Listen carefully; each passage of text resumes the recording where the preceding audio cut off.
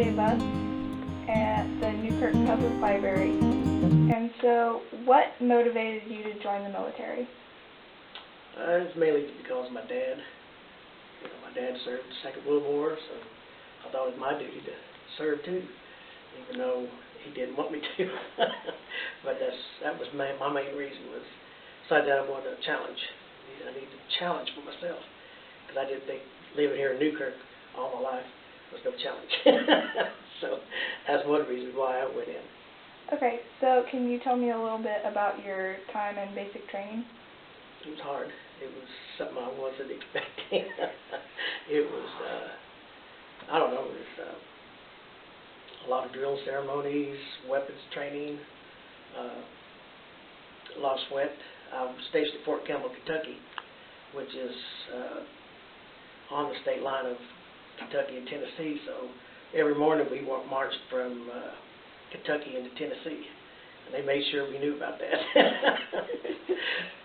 It was pretty rough going for basic training back when I went. Nowadays it's not that bad, because they could hit you back then. Now they can't. So what was your primary job after training? I was 11 Bravo, infantryman. Carried a rifle. Okay, so where did you do the majority of your time in service? I spent 10 years active duty, which I was all over the United States, overseas, and then 16 years I spent in reserves, right there in Ponca City. But so I would probably be the biggest one, my 16 years in the reserves in Ponca City. But when I was active duty, I spent time in Southeast Asia, Korea, Germany, all over the United States. Wow. So what rank are you most proud of to have earned, and why? I made E7. I don't remember what year it was. I made E7, then I was promoted to E8, first sergeant, of my last unit, which was the 818th Replacement Company there in Ponca City. And I thought that was an accomplishment for myself, because I wasn't expecting to get anywhere. Because they kept telling us that we couldn't get promoted in a reserve status on active duty, which we was down in Georgia for Bosnia, during the Bosnia campaign. So when they told us we couldn't get promoted, I'd already put a promotion packet in, done all the paperwork, all the boards. I come to find out that, yes, I made it. So that was 1997. I retired after that. Okay, so which medals or citations are you most honored to have received, and why? I'm just kind of like the rest of the guys. We received so many of them that there's no really one that you would really want to recognize, I would think. I think they all stood for something. Your accomplishments, your ability to do something. Like a combat infantryman's badge. You earn that when you're in combat. Airborne training, when you go through that, you get your airborne wings. Just all kinds of. It didn't really matter once you got that put on your chest. It was to me it was really special. Okay, can you tell me about some of the special people that you met? I met Colonel Hal Moore. He was 7th Cavalry Commander at Idrain Valley during what was it, 65, 66, I think it was. I met a lot of Olympic boxers, wrestlers and stuff that came through Fort Bragg, North Carolina. But Colonel Hal Moore was the main one, and POWs, I met some of them when they came back from Vietnam. Okay, can you tell me about some of your food experiences, like the best and kind of the not so great? Yeah, a lot of us didn't like the sea rats. I remember the sea rations real well. They got the MREs now, but the sea rations were the ones I liked the best were the ham and eggs of the sea rations. You put a lot of Tabasco sauce in there, and it killed the taste. Anyway, Tabasco sauce killed the taste of everything.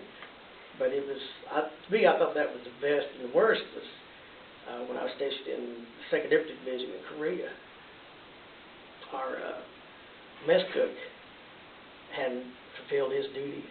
So every day for 4 months, every night, we had meatloaf. And he could not make it. For 4 months straight, meatloaf every night. Wow. So we used to go down to the village and eat instead. Can you tell me a funny story that you experienced that could really only happen in the military? There's so many. I can't. Everybody plays jokes on everybody in the military. I mean, it's just something that you do. I don't know, there's so many things. I can't think of one that really stands out. Except for just one that I'll never forget. We went on a what we call FTX, field training exercise, Fort Chaffee, Arkansas, and it was raining.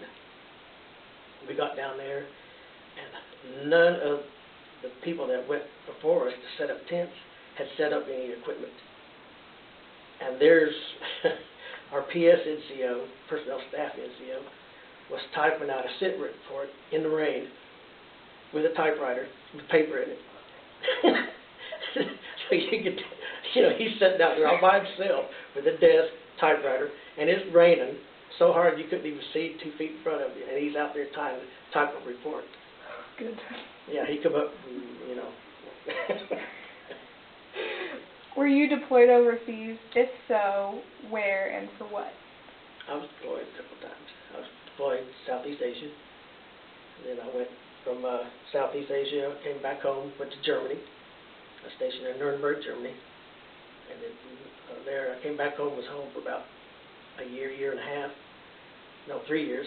And then I was stationed in Korea, Tongasan, Korea, TDC, Secondary Provision. So what was like the most demanding part about your deployment? Coming back home. That's the worst thing right there. You just don't know what to expect when you come back home. Being away from home, being in different situations, don't know what you're going to do, who you're going to meet, what they're going to ask, because everybody comes up with different things. I was met at the airport, San Francisco, on my way back home from Southeast Asia, by people throwing things, spitting at us, calling us baby killers. So, yeah, that's a lot. You're going to talk to a lot of Vietnam vets, same thing. It's something you don't want to experience. So, how did your military experience kind of affect you in like your life today? Well, I like structure. And military to me, you had structure, but there was no structure. To me, there's no structure out here in the world. That's what we call the world. There's no structure. Nobody is loyal to nobody. In the military, the guy next to you has your back, and you have his. You don't have they're sick. Guess what? Somebody's going to die. It's just one of them things. And to me, if the people around right now don't have that, there's no loyalty to nothing. To respect, there's no respect to older generations, newer generations. It's just one of them things, I guess. I don't know. That's what I see.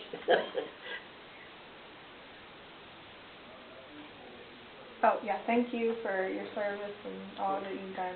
Thank you for your questions.